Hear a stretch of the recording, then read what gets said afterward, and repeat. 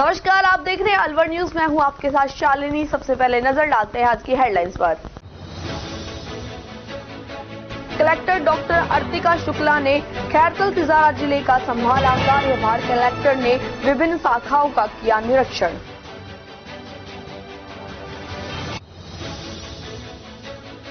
Khairthal Tijara collector ने किया रुंद गिदावड़ा का निरीक्षण। अतिरिक्त कलेक्टर से मांगी फैक्चुअल रिपोर्ट।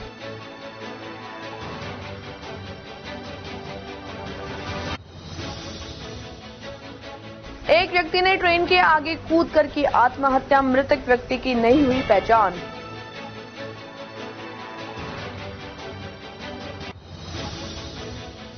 विहिप ने मांस की अवैध दुकानों को बंद कराने की मांग। मुख्यमंत्री के नाम जिला कलेक्टर को दिया ज्ञापन।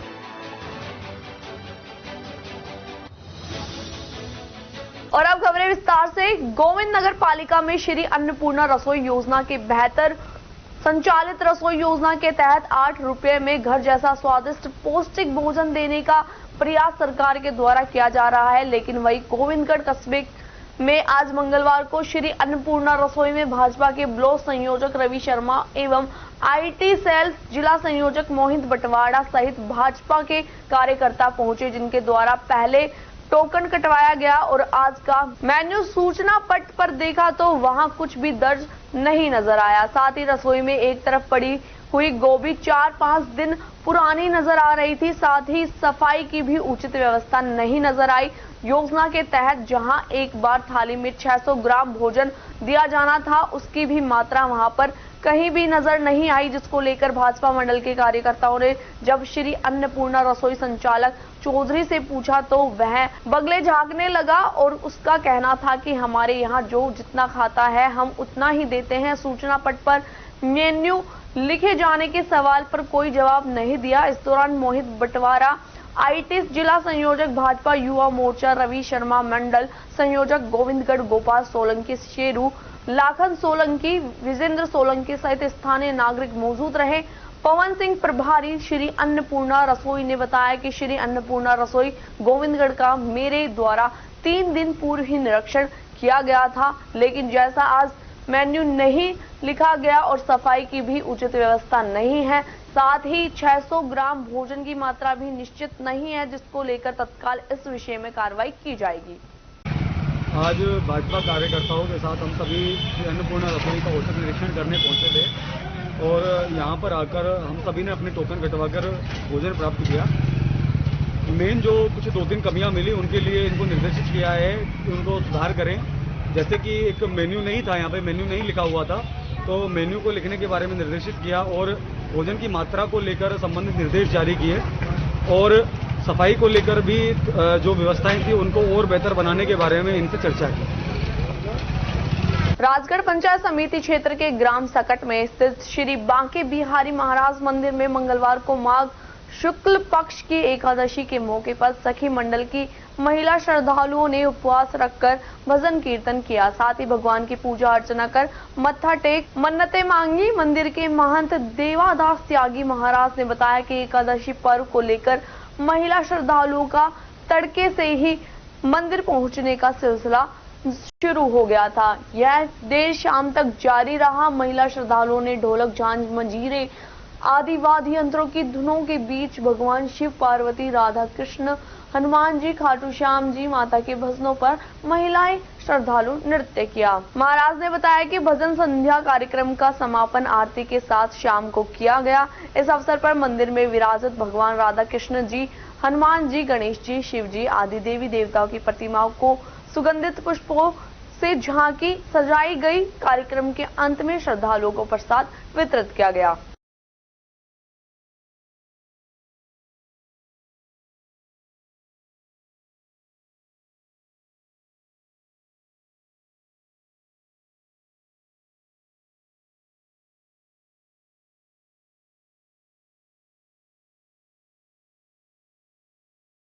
खबरों में वक्त तो चला एक छोटे से ब्रेक का। ब्रेक के बाद जल्द लौटेंगे। आप बने रहे अलवर न्यूज के साथ। तेज दिमाग, पैनी नजर और निर्णय लेने की क्षमता आपको बनाती है देश का स्वर्णिम भविष्य। नरेंद्र तिवारी IAS एकेडमी, जो कि है सभी प्रतियोगी परीक्षाओं के लिए सर्वश्रेष्ठ संस्था, जहां का उन्नत माहौल और सही मार्गदर्शन आपको आरएएस, आईएएस, शिक्षक, REET, SSC, railway, Delhi police, Rajasthan police, SI, patwari, STC और बीएड जैसी प्रतियोगी परीक्षाओं में सफलता का रास्ता दिखाएगा। अलवर की सर्वश्रेष्ठ प्रतियोगी संस्था Narendra Tiwari IAS academy, railway station के पास, लिटिल बर्ड स्कूल के पीछे, नेहरू नगर, अलवर।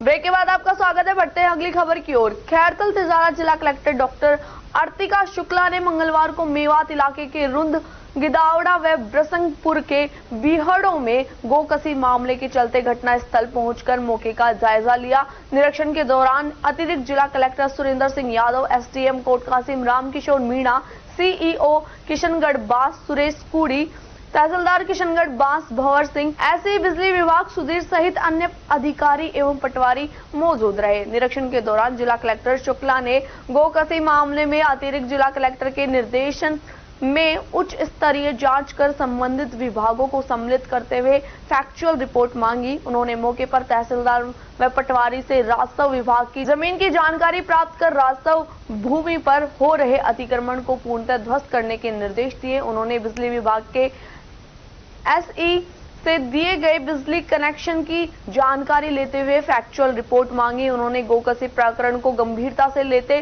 पुलिस विभाग द्वारा की गई कार्रवाई की जानकारी ली एवं सर्च अभियान कर गोकसी में लिप्त अपराधियों को पकड़ने के निर्देश दिए। सीईओ किशनगढ़ बास सुरेश कुड़ी ने बताया कि गोकसी मामले में लगातार सर्च अभियान चलाया जा रहा है, जिसके तहत 50 से ज्यादा लोगों से पूछताछ की गई एवं गोकसी में लिप्त अपराधियों को पकड़ा गया है। तहसीलदार भंवर सिंह ने बताया कि राजस्व भूमि पर अवैध रूप से कुल 26 हेक्टेयर जमीन पर फसल बोई गई है, जिस पर निरंतर कार्रवाई करते हुए अतिक्रमण हटाया जा रहा है। उन्होंने बताया कि राजस्व भूमि पर बने घरों को ध्वस्त कर अतिक्रमण हटाया गया।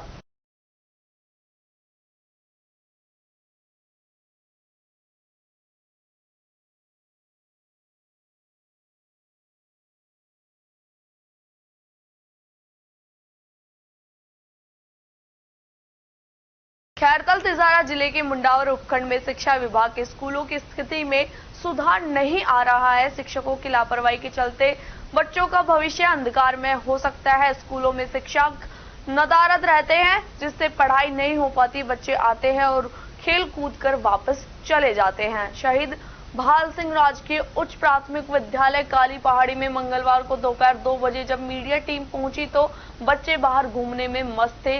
क्लासरूम से शिक्षक नदारद थे। जगह जगह गंदगी का अंबार लगा था। वह शौचालय तो अपनी बदहाली पर आंसू बहा रहा था। शौचालय में गंदगी का आलम, साथ ही दीवारों पर गंदे गंदे अपशब्द, मानो स्कूल नहीं कहीं और ही आ गए हो। जबकि इस स्कूल में मात्र 30 बच्चों का नामांकन है और 7 अध्यापक यहाँ कार्यरत है। वहीं दूसरी तरफ राजकीय उच्च माध्यमिक विद्यालय टेढ़का में भी हालत बद से बदतर है। स्कूल के मेन गेट पर बियर की बोतलों का अंबार लगा हुआ था। यहाँ एक आधी कक्षाओं को छोड़कर अध्यापक बाहर बैठे बातचीत में मशगूल मिले। वहीं अब स्कूलों की दशा सुधारने के लिए भले ही कवायद की जा रही है, लेकिन शिक्षकों की लापरवाही के चलते सुधार नहीं हो पा रहा है। यही वजह है कि अभिभावकों का इन स्कूलों में मोह भंग हो रहा है। हालत ये है कि लंबी पगार पाने वाले शिक्षक समय से कक्षाओं में नहीं पहुंचते हैं। बच्चे इंतजार करके लौट जाते हैं या फिर स्कूल में ही खेलते रहते हैं। इस हालत में बच्चों के अच्छे भविष्य की कल्पना करना बेईमानी है। यह हाल एक विद्यालय का नहीं है, बल्कि मुंडावर ब्लॉक के दर्जनों स्कूलों में रोज ही शिक्षक कक्षाओं से नदारद रहते हैं।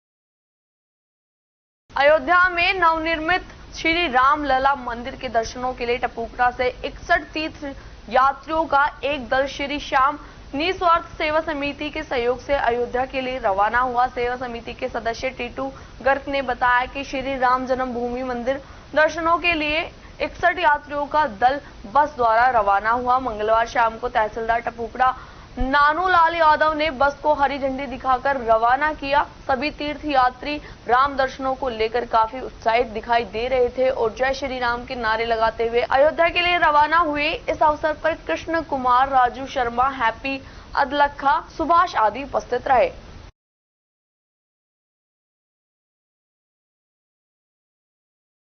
कथनी और करनी के अंतर को महिला जनप्रतिनिधि के दृढ़ निश्चय ने बदलकर रख दिया।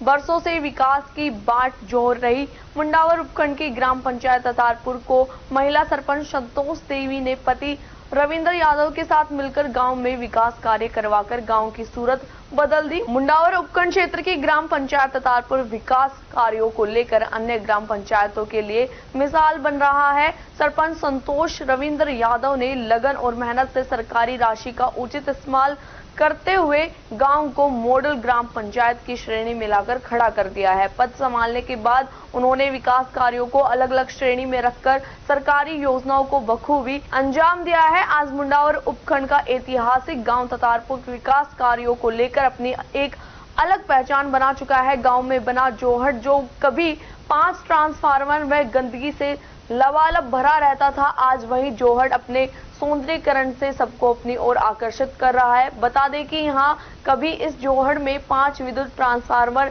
व गंदे पानी और गंदगी का अंबार लगा हुआ था। पानी में विद्युत ट्रांसफार्मर होने से आए दिन यहाँ करंट प्रवाहित होता था, जिसमें एक ऊंट की करंट लगने से मौत हो गई थी, जिस पर ग्रामीणों की सुरक्षा को देखते हुए ततारपुर के विकास पुरुष सरपंच संतोष रविंद्र यादव ने विद्युत ट्रांसफार्मर हटवाकर जोहड़ की दशा को सुधारने की ठानी। अब स्थानीय सरपंच ने जोहड़ की साफ सफाई करा, जोहड़ के चारों तरफ 4 दीवारी करा, जोहड़ की सूरत बदल दी। दरअसल गांव ततारपुर तेजी से विकास की ओर बढ़ रहा है। उसके पीछे गांव के पढ़े लिखे सरपंच संतोष रविंद्र यादव का विजन काम कर रहा है। सरपंच की सोच गांव को आदर्श बनाने की है, जिसके लिए वे गांव वासियों से निरंतर उनका सहयोग ले रहे हैं। सरपंच संतोष रविंद्र यादव ने बताया कि उनका गांव भी पहले अन्य गांवों की भांति सामान्य गांव था। इस गांव में भी दूसरे गांवों की तरह अनेक प्रकार की समस्याएं थी।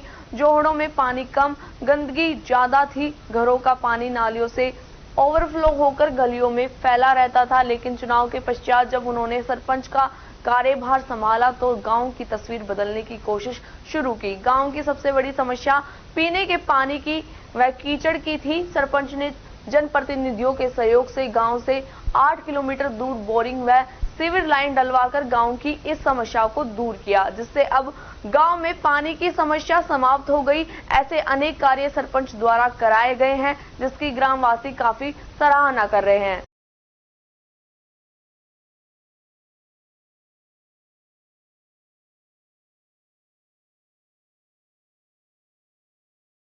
रेल मंत्री अश्वनी वैष्णव से खेड़ली चेयरमैन संजय गिसगाड़िया ने दिल्ली में मुलाकात कर जयपुर से दिल्ली सीधी ट्रेन चलाने की मांग को लेकर पत्र सौंपा है। चेयरमैन संजय गिसगाड़िया ने लिखे पत्र में बताया कि जयपुर से दिल्ली के लिए via Bandikui junction, Mandawar, Khedli, Nadbai, Bharatpur junction से कोटा डिवीजन से मथुरा जंक्शन से होकर दिल्ली जाने के लिए ट्रेन आग्रह किया। उन्होंने पत्र में बताया कि इस मार्ग पर कई गांवों व कस्बों का जुड़ाव है। यहाँ के लोगों को दिल्ली जाने के लिए भरतपुर या बांदीकुई जाना पड़ता है। यहाँ के व्यापारियों व आमजन का दिल्ली आना जाना लगा रहता है। उन्होंने दिल्ली जाने के लिए सीधी ट्रेन चलाने की मांग की। उन्होंने जयपुर गोमती नगर ट्रेन को प्रतिदिन चलाने की मांग की है।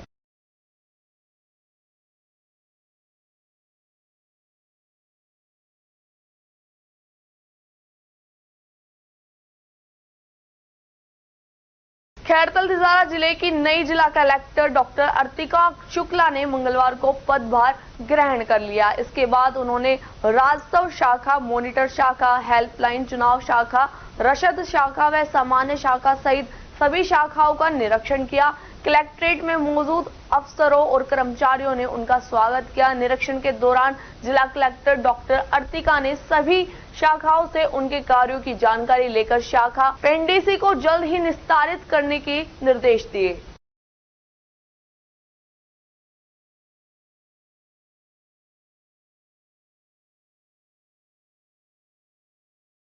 गोकुलधाम गो चिकित्सालय महातीर्थ के तत्वावधान में आदर्श कला रंगमंच रामलीला मैदान नीमराणा में चल रही 9 दिवसीय श्री राम कथा वाचिका गोसुता अंजलि देवी द्वारा सप्तम दिवस के उपलक्ष्य पर श्री राम कथा में केवट में भगवान श्री राम को गंगा पार होने का प्रसंग सुनाया गया। तत्पश्चात अवध नरेश महाराज दशरथ का देवलोक गमन की कथा श्रवण सभी राम भक्तों ने बड़ी श्रद्धा के साथ किया। इस अवसर पर आदर्श कला रंगमंच के अध्यक्ष मुकेश शर्मा, लाखन सिंह चौहान, चितर सिंह चौहान, बलवंत सोनी, सुमित शर्मा, करमपाल सिंह चौहान, आशीष गौड़, आशु, देवेंद्र शर्मा, प्रकाश जांगिड़, अजीत जोशी, सुल्तान रेबारी, लक्ष्मी नारायण, संतोष भारद्वाज, गायु भारद्वाज, विजय लक्ष्मी, रेखा शर्मा, सरिता शर्मा, पूजा शेखावत, निर्मल चौहान एवं सैकड़ों राम भक्तों ने कथा का गुणगान किया।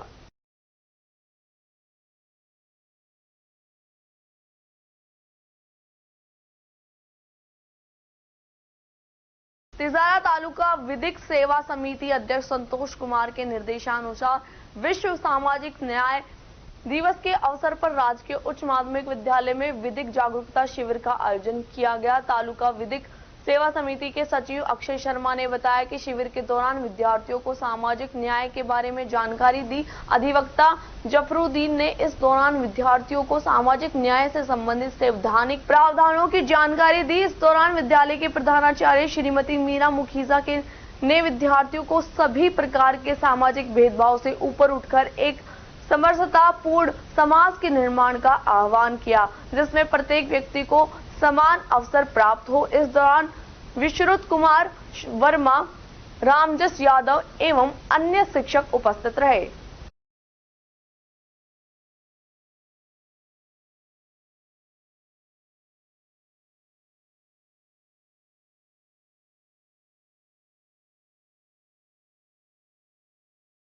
गोविंदगढ़ ब्लॉक स्तरीय 5 दिवसीय प्रशिक्षण शिविर राजकीय सीनियर सेकेंडरी विद्यालय में मंगलवार को प्रारंभ हुआ। यह शिविर 20 से 24 फरवरी तक 10 बजे से 5 बजे तक आयोजित किया जाएगा। उद्घाटन सत्र में ब्लॉक शिक्षा अधिकारी विश्वजीत सिंह ने बताया कि प्रशिक्षण में 105 विद्यालयों के संभागियों ने भाग लिया। शिविर में प्रशिक्षण की गुणवत्ता एवं नई शिक्षा नीति 2020 के नवाचार एवं गतिविधि आधारित शिक्षण पर जोर दिया। शिविर में प्रशिक्षण के दौरान अध्यापकों को मोबाइल शिविर में ले जाने की मनाही की गई और ब्लॉक शिक्षा अधिकारी के द्वारा सभी अध्यापकों के मोबाइल एक स्थान पर जब्त कर रखवा दिए गए, जिन्हें शिविर समाप्ति 5 बजे के बाद वापस दिया जाएगा। शिविर प्रभारी तरुण अटोलिया ने विद्यालय आधारित आकलन पर चर्चा करते हुए सभी संभागियों को गंभीरता से प्रशिक्षण लेने एवं इसे विद्यालय स्तर पर लागू करने के लिए कहा। शिविर में L2 के 105 विद्यालयों के अध्यापकों को KRP भीमराज, राजेंद्र मंडलेश्वर व नरेंद्र गुप्ता के द्वारा प्रशिक्षण दिया गया। देखिए, आज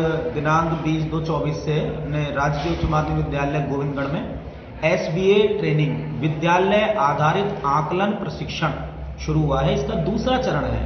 एक चरण हम पहले संपन्न करा चुके हैं। तो इस चरण में L2 के अध्यापक, केवल जो L2 के अध्यापक हैं उनकी ये ट्रेनिंग है कि इसमें जो छात्र है उसके सभी तरह का विकास, उसका बौद्धिक विकास, उसका मानसिक विकास, उसका शारीरिक विकास, नैतिक विकास, इन सब का प्रशिक्षण शिक्षक को दिया जाता है, जिसके आधार पर वो अपने एक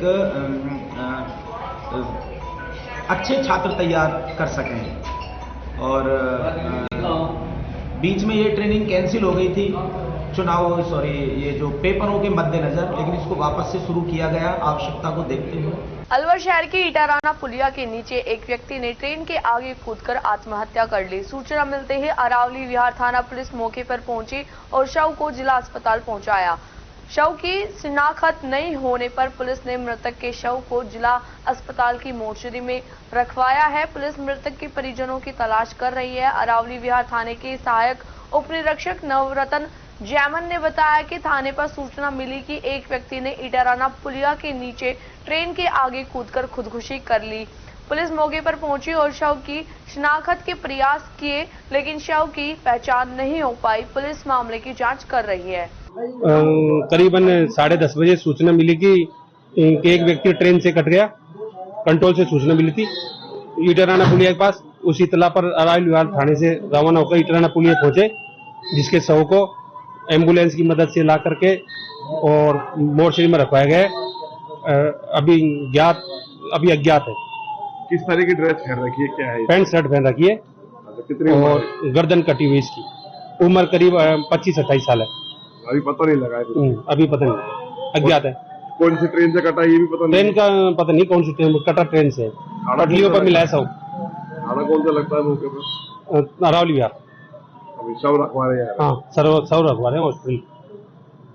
विश्व हिंदू परिषद ने अलवर शहर में हो रही अवैध गो तस्करी, गो मांस एवं अन्य अवैध रूप से संचालित मांस मीट की दुकानों को बंद कराने को लेकर मुख्यमंत्री के नाम जिला कलेक्टर को ज्ञापन सौंपा है। ज्ञापन के माध्यम से बताया कि अलवर शहर एवं शहर ने निकलने वाले मुख्य मार्गों पर काफी संख्या में मांस मीट बेचने वालों की दुकानें हैं, जो अधिकांशतः अवैध रूप से संचालित है। दुकानों के बाहर जानवरों के मांस को खुले में लटका कर बेचते हैं तथा कुछ स्थानों पर तो जानवरों को खुले में ही काट कर उनका मांस बेचा जाता है। अलवर शहर में अग्रसेन पुल के नीचे अवैध गोमांस बेचा जा रहा है। इन अवैध रूप से संचालित मांस की दुकानों में जानवरों के मांस को देखकर रास्ते से आने जाने वाले धार्मिक प्रवृत्ति के व्यक्तियों एवं महिलाओं को काफी परेशानियों का सामना करना पड़ता है, क्योंकि इन दुकानों पर असामाजिक तत्वों का जमावड़ा रहता है। साथ ही इस मांस की दुकानों पर खाद्य सुरक्षा नियमों को भी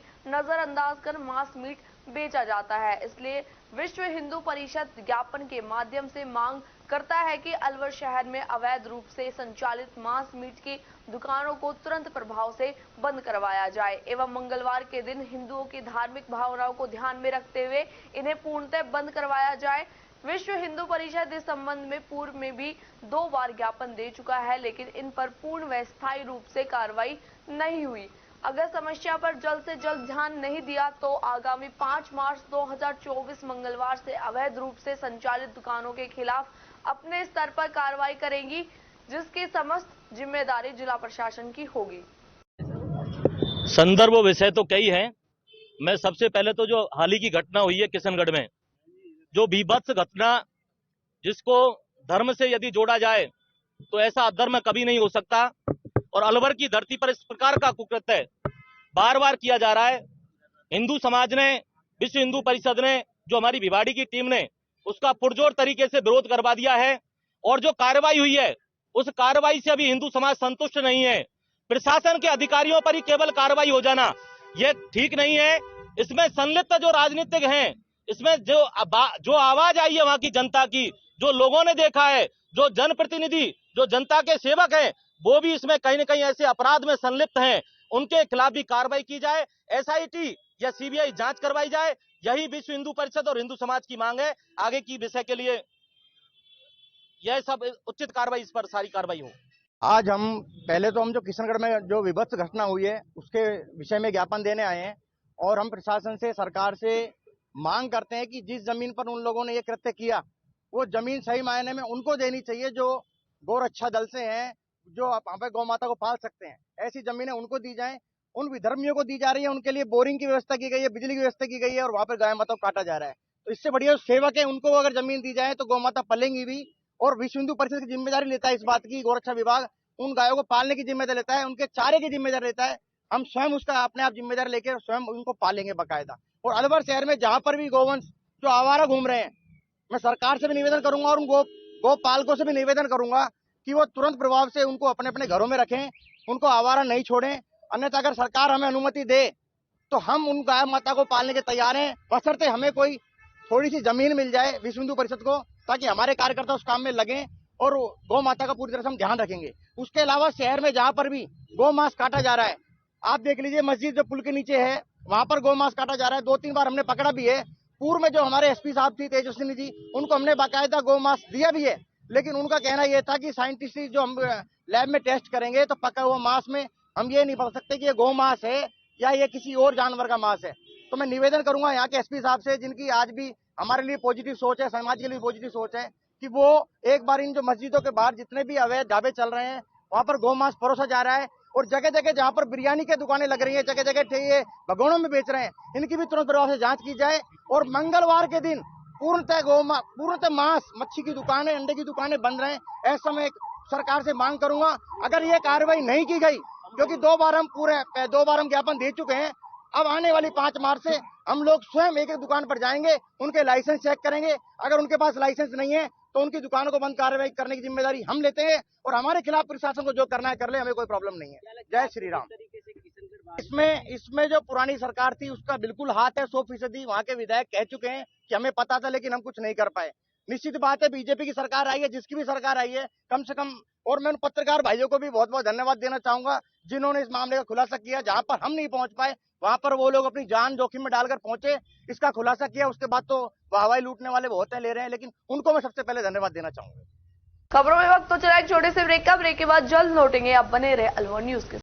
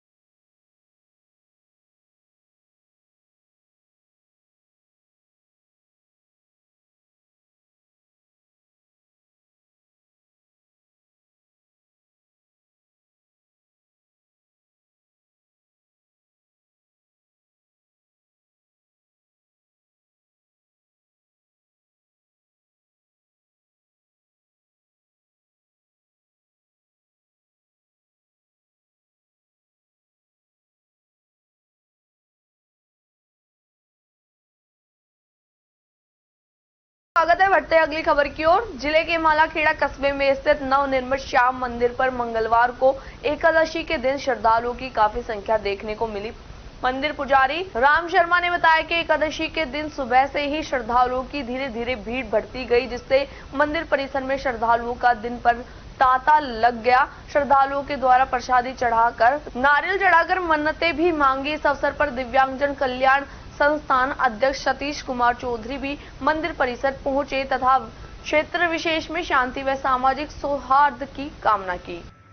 काफी परिसर में ठीक ठाक भीड़ चल रही है, बाबा के प्रसादी चढ़ रही है, लोग आते भी हैं, अपनी मनोकामना भी मांगते हैं। राजगढ़ पंचायत समिति क्षेत्र के ग्राम सकट इलाके के गांव मंडावरी में सकट सड़क मार्ग पर मंगलवार को मंडावरी गांव निवासी स्वर्गीय श्री कृष्ण की द्वितीय पुण्यतिथि पर उनकी धर्म पत्नी कपूरी देवी, पुत्र कमोद, प्रमोद एवं पुत्री ईशा शर्मा के द्वारा यहां से गुजरने वाले गांव मंडावरी सहित अन्य गांवों के राहगीरों को ठंडा पानी उपलब्ध कराने के लिए वाटर कूलर लगाया गया। वाटर कूलर एवं धर्मार्थ प्याऊ का शुभारंभ देवती बांध हनुमान मंदिर के महंत ब्रजराज गिरी महाराज ने विधिवत फीता काटकर किया। उन्होंने कहा कि जल ही जीवन है और जल सेवा से बड़ा कोई धर्म नहीं है, जल सेवा सबसे बड़ी सेवा है। इस अवसर पर बाबूलाल, राधेश्याम, कैलाश चंद, शिव अवतार, नरेश, प्रमोद कुमार, लीलाराम मीणा, राजू बनेड़ा, रामकरण मीणा, सत्यनारायण महेश्वरी सहित अन्य लोग मौजूद रहे।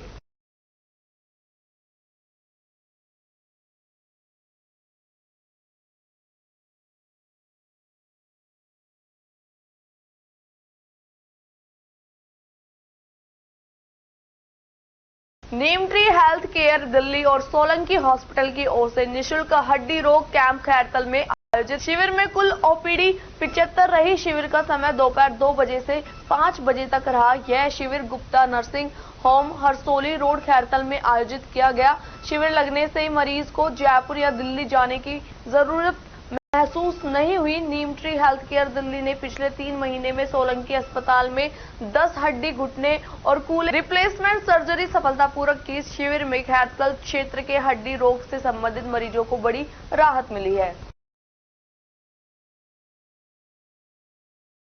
रामगढ़ उपखंड क्षेत्र के माणेकी जोन में चल रही लीज खनन और क्रेशर मालिकों द्वारा लीज की आड़ में भारी मात्रा में विस्फोट सामग्री का उपयोग कर अवैध खनन किया जा रहा है, जिससे दूर दूर तक पत्थर उड़कर जाने से अनेकों बार मकानों में दरारें आ चुकी है और अनेक बार पशु और ग्रामीण घायल हो चुके हैं। जब भी ग्रामीणों द्वारा विरोध किया जाता है तो लीज की आड़ में अवैध खनन करने वाले उल्टा धमकाते हैं और ग्रामीणों पर झूठे मुकदमे दर्ज कर उनकी आवाज दबाना शुरू कर देते हैं। इससे परेशान माणिकी व आसपास के गांव की दर्जनों महिलाओं ने ग्रामीणों के साथ रामगढ़ पहुंच एसडीएम के नाम तहसीलदार धीरेन्द्र करदम को ज्ञापन सौंपा। ग्रामीणों ने बताया कि लीज की आड़ में भारी मात्रा में विस्फोट का उपयोग कर किए जाने वाले खनन से अनेक बार पशु और ग्रामीण घायल हो चुके हैं। लीज की आड़ में नियम विरुद्ध गहराई तक खुदाई करने से गहरी खाइयां बनी हुई है, जिससे खाई में पशु गिरकर घायल और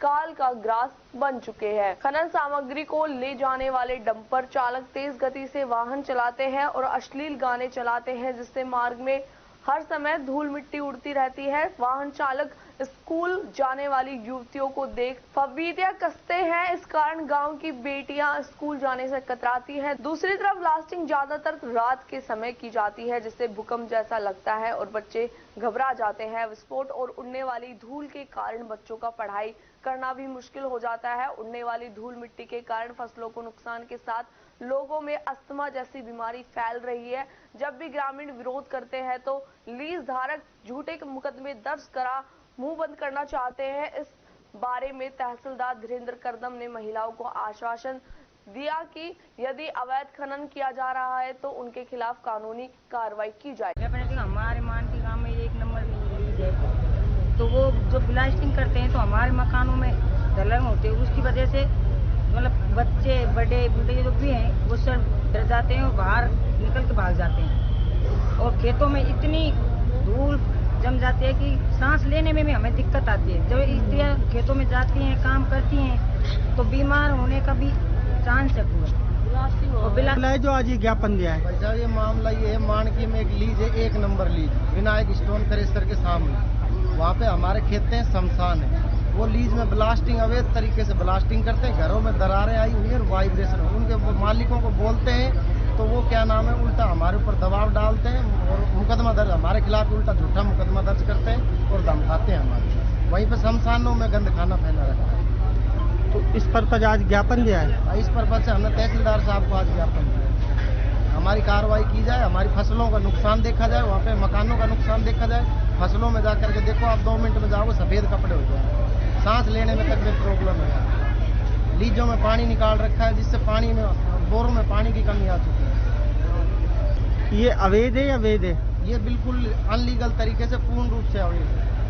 स्वर्गीय पत्रकार देवेंद्र यादव की स्मृति में 46वें जन्म दिवस के उपलक्ष्य में चतुर्थ सीनियर छात्र छात्रा बास्केटबॉल प्रतियोगिता का शुभारंभ बाल भारती स्कूल स्कीम 8 के खेल मैदान पर किया गया। कार्यक्रम की शुरुआत मुख्य अतिथि जगदीश चंद्र अग्रवाल, कोषाध्यक्ष बाल भारती समिति ने देवेंद्र यादव के छाया चित्र पर पुष्प अर्पित कर की। उद्घाटन समारोह के मुख्य अतिथि ने टूर्नामेंट में प्रतियोगी खिलाड़ियों से परिचय प्राप्त कर खेल को खेल की भावना से खेलने की बात कही। प्रतियोगिता के आयोजन सचिव सुरेंद्र चौहान ने बताया कि प्रतियोगिता में बालक वर्ग की 10 टीम एवं बालिका वर्ग में 5 टीम भाग ले रही है। उद्घाटन मुकाबला छात्र वर्ग में Rewari club versus Shalimar club के बीच खेला गया, जिसमें रोमांचक मुकाबले में रेवाड़ी क्लब ने शालीमार क्लब को 50-37 से हराकर जीत दर्ज की। दूसरा मुकाबला बालिका वर्ग में NBA club versus Aravali sports academy के बीच खेला गया, जिसमें अरावली स्पोर्ट्स अकादमी ने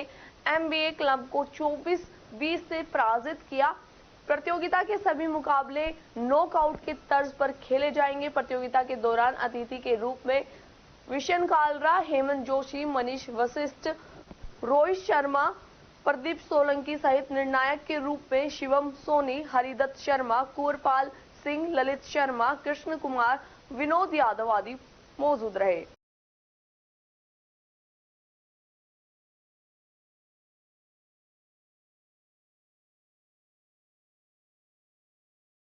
महुआ थाना क्षेत्र के गांव नारायण सिंह निवासी मुलायम सिंह हेलीकॉप्टर से कठूमर के बिस्ली गांव से दुल्हन को विदा करा के ले गए। 18 फरवरी को महुआ थाना क्षेत्र के नारायण सिंह गांव निवासी मुलायम सिंह पुत्र सतवीर सिंह यादव की शादी कठूमर क्षेत्र की बिस्ली गांव निवासी मनीषा पुत्री जसराम राम अवतार से शादी हुई। मनीषा यादव की विदाई 19 फरवरी सुबह 10:35 पर हुई।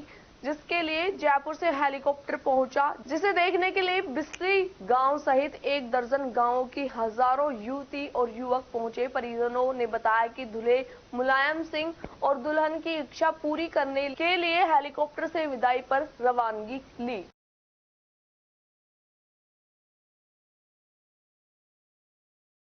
किशनगढ़ बास के गांव ब्रसिंगपुर के रुद्र गिदावड़ा के जंगलों में खुलेआम गोकसी और बीफ मंडी के खुलासे के बाद भारी पुलिस बल ने सर्च अभियान चलाकर देर रात को 30 लोगों को पूछताछ के लिए लेकर आई व 20 नामजद सहित अनेक लोगों के विरुद्ध गोकसी का मुकदमा दर्ज किया है। प्रशासन ने सरकारी भूमि पर अवैध बिजली कनेक्शन, अवैध बने कच्चे पक्के मकान व सैकड़ों बीघा में बोई हुई फसल को नष्ट करने के लिए सुबह से ही करीब 10 जेसीबी लगाकर 9 मकान ध्वस्त किए हैं। वहीं करीब 70 बीघा फसल को भी नष्ट किया है। पुलिस, राजस्व विभाग, विद्युत विभाग की टीमें कार्रवाई में लगी हुई है। एसपी अनिल कुमार ने बताया कि गोकसी के मामले में पुलिस ने सर्च अभियान चला रखा है। 10 थानेदार व 2 डीएसपी सहित 250 पुलिसकर्मी की टीम अभियान में लगी हुई है। 30 लोगों से पूछताछ के लिए लाया गया है। 20 नामजद लोगों सहित अनेक लोगों के विरुद्ध गोकसी का मामला दर्ज किया है। मौके से 12 गायों को लाकर गौशाला में भेजा गया है। लोगों से पूछताछ की जा रही है। जंगल में अवैध विद्युत कनेक्शन, अवैध रूप से बने कच्चे पक्के मकान, सिवाय चक भूमि पर बोई गई फसलों के विरुद्ध राजस्व विद्युत विभाग की टीम में पुलिस बल कार्रवाई कर रही है। अतिरिक्त जिला कलेक्टर सुरेंद्र सिंह यादव ने बताया कि राजकीय भूमि पर 5 पक्के मकान, 5 कच्ची झोपड़ियों को जेसीबी से नष्ट किया गया है। 200 बीघा जमीन पर फसल बोई हुई है, जिसे चिन्हित किया गया है और मौके से 70 बीघा फसल को नष्ट कर दिया गया है। राजकीय भूमि पर अवैध निर्माण व अवैध रूप से फसल बोरिंग की जांच करवाई जाएगी। दोषी पाए गए कर्मचारियों के विरुद्ध कार्रवाई होगी। विद्युत विभाग के सहायक अभियंता दिनेश भड़ाना ने बताया कि गांव बिरसिंगपुर में 3 घरेलू कनेक्शन हटाए, 5 विद्युत पोल डैमेज किए हैं, 2 ट्रांसफार्मर भी उतारे गए हैं। सहायक अभियंता ने बताया कि सिवाय चक में कागजी कार्रवाई के अनुसार कनेक्शन दिए गए थे। वन एवं पर्यावरण राज्य मंत्री स्वतंत्र प्रभार संजय शर्मा ने रुद्र गिदावड़े के बीहड़ का मौका निरीक्षण कर वहां बंधे करीब 1 दर्जन गोवंशों को मुक्त करवाकर गौशाला भिजवाया। मंत्री शर्मा के मौका निरीक्षण के दौरान जगह जगह गोवंश के अवशेष मिले तथा बीहड़ में कई गोवंश बंधे हुए एवं विचरण करते हुए मिले। उन्होंने गोवंशों को मुक्त कराकर गौशाला भिजवाया। उन्होंने पुलिस अधिकारियों को निर्देशित किया कि इस पूरे बीहड़ क्षेत्र में सघन सर्च अभियान चलाए। एक भी गोवंश बंधा हुआ व विचरण करता हुआ मिले तो उसे तुरंत गौशाला भिजवाएं। उन्होंने बीहड़ के सरकारी जमीन पर अवैध रूप से अतिक्रमण कर खेती, बोरिंग, ट्रांसफार्मर व मकान आदि बने हुए मिलने पर नाराजगी जाहिर करते हुए उपखंड अधिकारी को निर्देश दिए कि सरकारी भूमि को अवैध कब्जे से मुक्त कराए। उन्होंने विद्युत विभाग के सहायक अभियंता को निर्देश दिए कि सरकारी जमीन पर किए गए अवैध विद्युत कनेक्शनों को तुरंत काटने की कार्रवाई करें। उन्होंने पुलिस विभाग के अधिकारी को निर्देश दिए कि बंद पुलिस चौकी को पुनः चालू कराएं।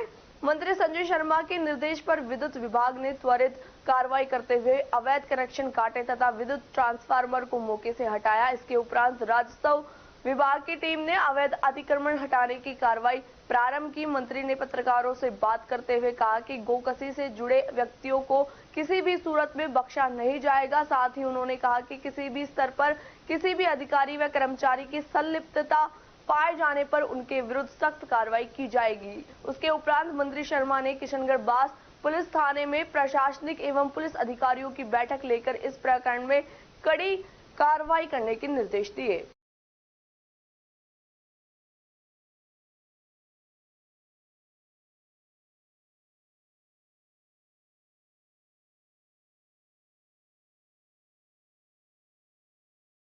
चौपानी थाना क्षेत्र के ग्वालदा गांव में करीब 1 दर्जन बदमाशों ने एक परिवार पर हमला कर दिया, जिससे एक महिला सहित परिवार के 2 लोग घायल हो गए। बदमाशों ने घर में घुसकर जमकर उत्पात मचाया तथा वहां पर खड़ी बाइक को तोड़ दिया और घर में आग लगाकर फरार हो गए, जिससे घर में रखा सारा सामान जलकर राख हो गया।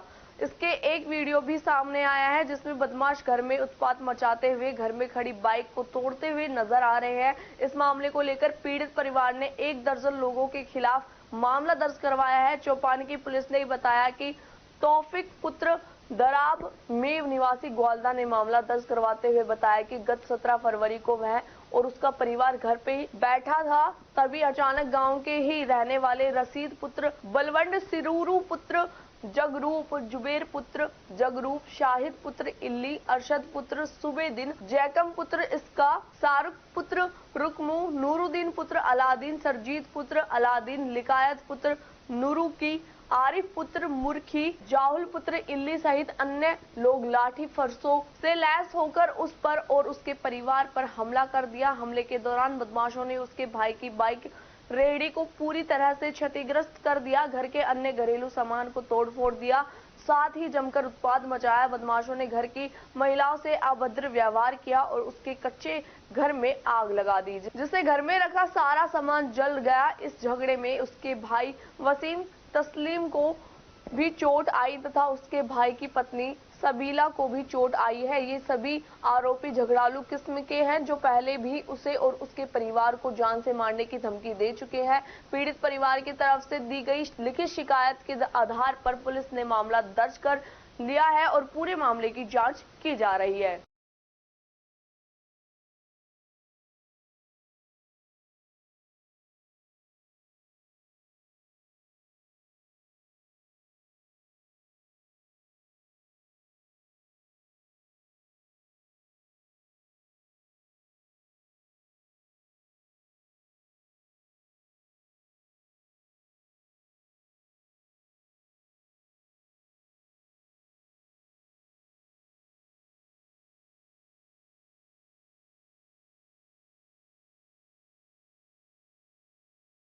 खैरतल तिजारा जिले के मुंडावर उपखंड के गांव रेणागिरी के ग्रामीण व स्कूली बच्चे अधिकारियों व जनप्रतिनिधियों की अनदेखी के चलते परेशान हैं। मुंडावर उपखंड के रेणागिरी गांव के मुख्य मार्ग पर जल भराव व गंदगी से आमजन का हाल बेहाल है। काफी बार शिकायत के बाद भी मार्ग पर जल भराव की समस्या का समाधान नहीं कराया जा रहा है। ग्रामीणों को गंदे पानी के बीच से होकर गुजरना पड़ रहा है। यहाँ करीब 200 मीटर रास्ता बेहद जर्जर है। जल निकासी का इंतजाम न होने पर नीचे रास्ते पर घरों का गंदा पानी व बरसाती पानी भरा हुआ है। लंबे समय से समस्या बरकरार है। स्कूली बच्चे भी गंदे पानी से होकर गुजरते हैं। ग्रामीणों का आरोप है कि शिकायत के बाद भी कोई कार्रवाई नहीं हो रही है। ग्रामीणों का कहना है कि रास्ते से होकर गुजरते वक्त स्कूली बच्चों व ग्रामीणों के कपड़े व जूते कीचड़ में हो जाते हैं। इस रास्ते से रोज अलवर, खैरतल, बावल, कोटपुतली, बांसुर के लिए हजारों लोग गुजरते हैं, जिनमें प्रशासनिक अधिकारी व जनप्रतिनिधि भी शामिल है।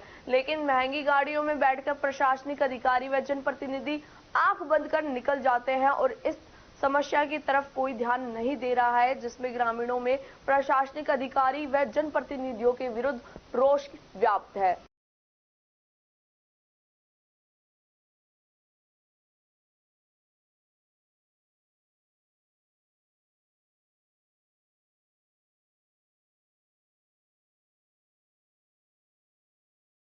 राजकीय उच्च माध्यमिक विद्यालय तिजारा में राष्ट्रीय सेवा योजना के 7 दिवसीय विशेष शिविर का आज प्रधानाचार्य लाल सिंह पालीवाल के सानिध्य में समापन हुआ। यह शिविर 13 फरवरी से 19 फरवरी तक विधिवत रूप से लगाया गया, जिसमें संजय कुमार उप प्रधानाचार्य के द्वारा योग एवं करियर संबंधित जानकारी दी गई। वहीं रेखा यादव के द्वारा राष्ट्रीय सेवा योजना संबंधी जानकारी दी गई। साथ ही सह प्रभारी महेंद्र कुमार गुप्ता द्वारा शुद्ध पर्यावरण के लाभ संबंधी चर्चा छात्र व छात्राओं के साथ की गई। राष्ट्रीय सेवा योजना की शिविर प्रभारी डॉक्टर भारती पाल की देखरेख के अंतर्गत प्रतिदिन शिविर के दौरान एनएसएस के छात्र व छात्राओं ने कार्य योजना अनुसार गोद लिए गए स्थान पर योग, पौधारोपण, स्वच्छता संबंधी कार्यों को पूर्ण मनोयोग के द्वारा किया गया। कार्यक्रम के अंतर्गत लक्ष्मी व्याख्याता कमलेश कुमारी, पीटीआई वीरेंद्र कुमार, कुलदीप यादव, अनीता कुमारी व अन्य स्टाफ सहयोगार्थ उपस्थित रहे।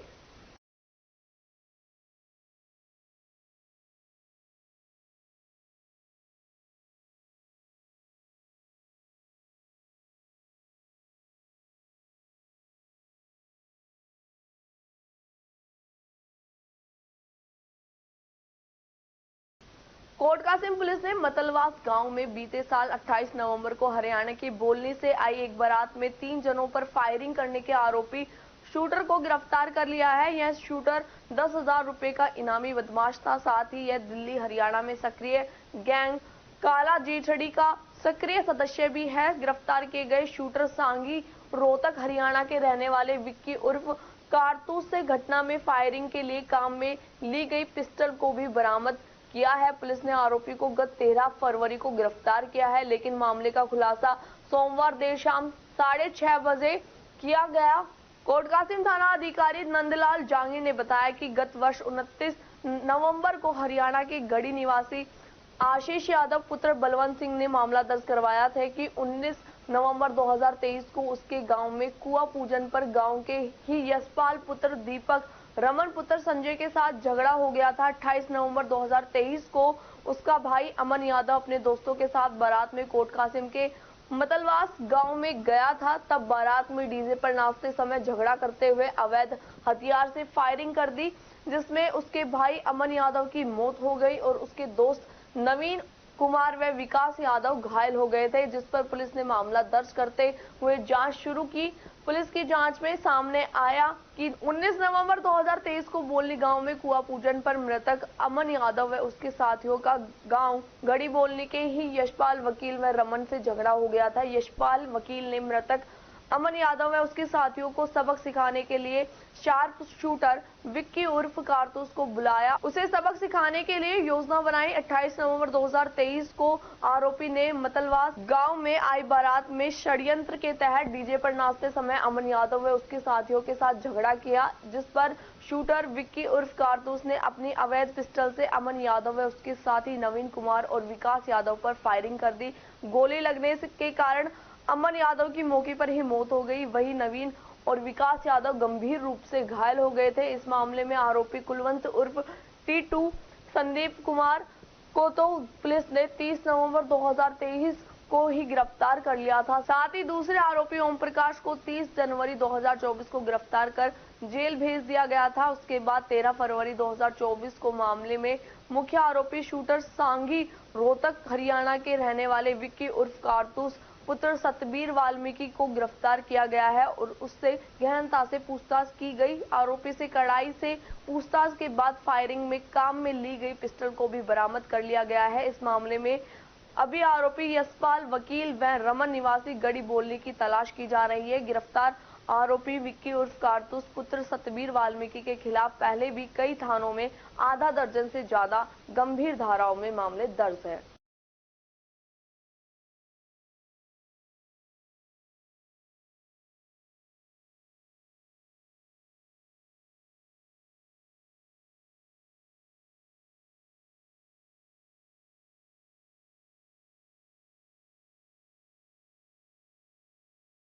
खबरों में बस इतना ही। आप बने रहे अलवन न्यूज के साथ। नमस्कार।